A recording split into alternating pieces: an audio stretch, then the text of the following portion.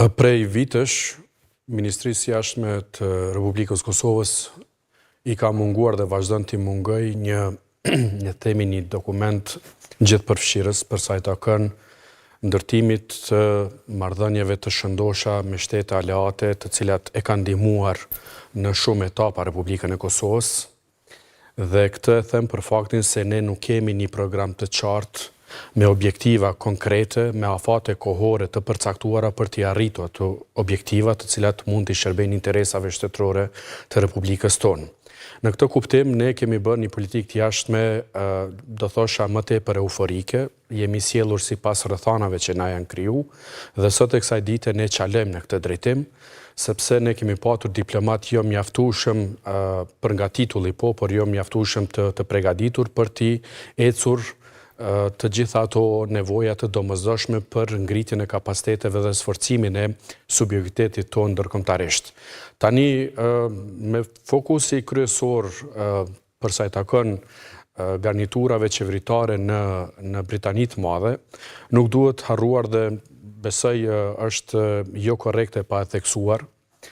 Në korrikun e 2023-s, në Parlamentin Britanik, në një fjalim të saj shumë të gjatë dhe shumë përmbajtësor, ish kryetarja Komitetit për Politikë të Jashtme, Alicia Kearns, ka mbajtur një fjalim shumë pompos me informacione jashtëzakonisht të qendrore dhe të rëndësishme, të cilat ajo i zbuloi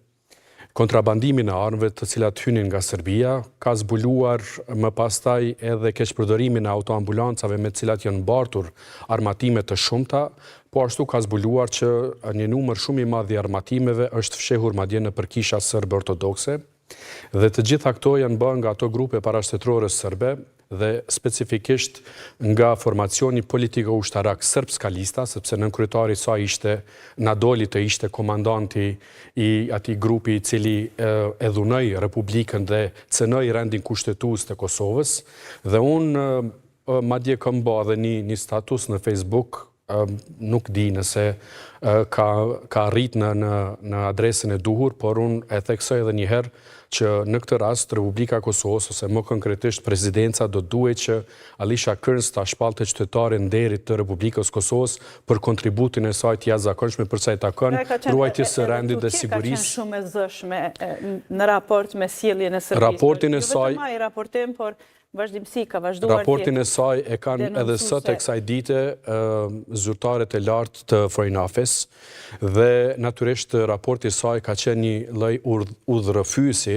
edhe për sekretarin britanik të punëve të jashtme, i cili sot të vizitoi Kosovën, dhe zyrtarë të tjerë, i cili e kanë ndihmuar që të ketë një pasqyrim të qartë për nevojat e Kosovës dhe ndihmesën që duhet t'ia jep. Shto faktin këtu pastaj edhe për pritshmëritë tona si institucione në relacion me armatimet që i kemi biseduar në kuptimin institucional për të furnizuar ushtrinë tonë me armatime, pra për ta ndërtuar, le të themi, këtë infrastrukturën ushtarake mbrojtëse që është shumë e domosdoshme, sidomos për rrethanat të cilat po jetojnë. Për te raportin me Mbretërinë e Bashkuar, një çështje që shtrove, pra krijimi ose thellimi i raporteve diplomatike me shtetet aleate, po thua që Kosova nuk ka një dokument të qartë ose një strategji mbi cilën duhet vazhdoj të punoj të thelloj raportet. Pse ndodh kjo? Sepse fokusi është që të shtohen sa më shumë njohje të reja, të ketë sa më shumë shtete tjera që njohin Kosovën. Pse nuk punon Kosova në atë drejtim? Me ato që i ka aleate të thelloj bashkëpunimin tutje. Qoftë në aspektin ekonomik, qoftë sigurisë, çfarë do aspekti tjetër? Ju e dini, besoj e dim të gjithë ne, edhe kolegët tu të pranishëm, që Ministria e Jashtme ka çaluar në emrimin e diplomatëve të duhur, profesionist të duhur, të cilët do sjellnin të gjitha të pritshmërinë që i duhet shtetit Kosovës. Jo vetëm në kuptim të prurjeve të reja, të njohjeve, por edhe rrugtimit për antarësime në organizata ndërkombëtare. Dhe jo rastësisht e përmenda një program i munguar, i qartë, i konsoliduar, me objektiva të qarta dhe me afate kohore, sepse kjo realisht ka munguar. Po ka munguar edhe resursi human, i cili nuk ka qenë mjaftueshëm aktiv, do thosha, dhe së rezultat, për shembull, nëse e merr për bazë diplomacinë ekonomike, ne kemi për të ardhur keq. Dhe mos flasim për të tjera aspekte të diplomacisë, dhe në këtë kuptim ne më tepër kemi vepruar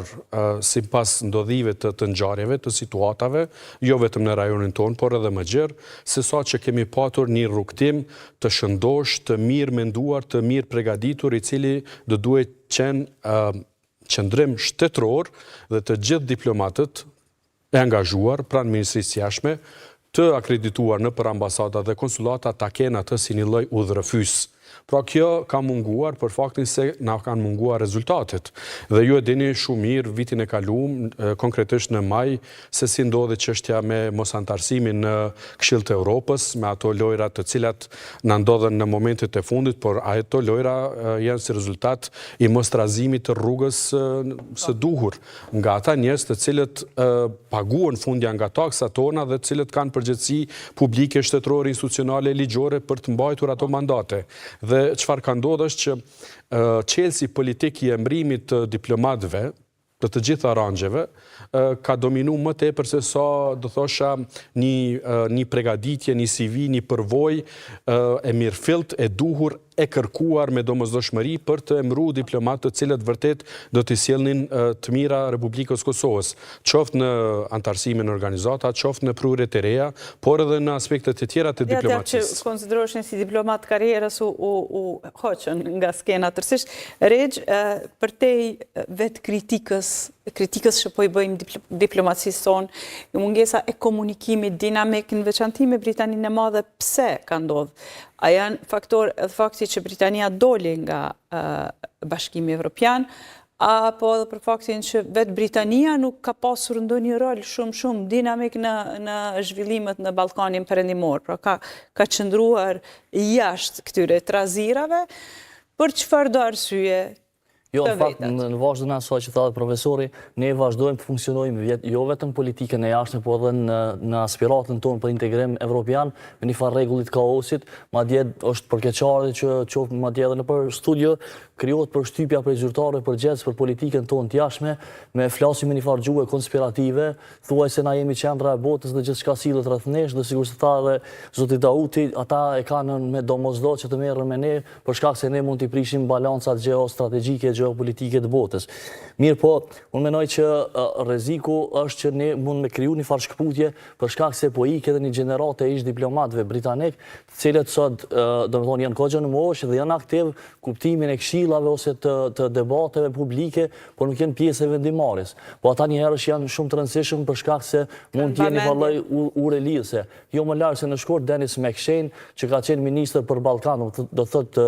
Britania ka pas ministri për Ballkan në vitet 2001-2005, kur ai ka qenë në krye të asaj ministrie, po kemi pas mandej 2009-2013 Catherine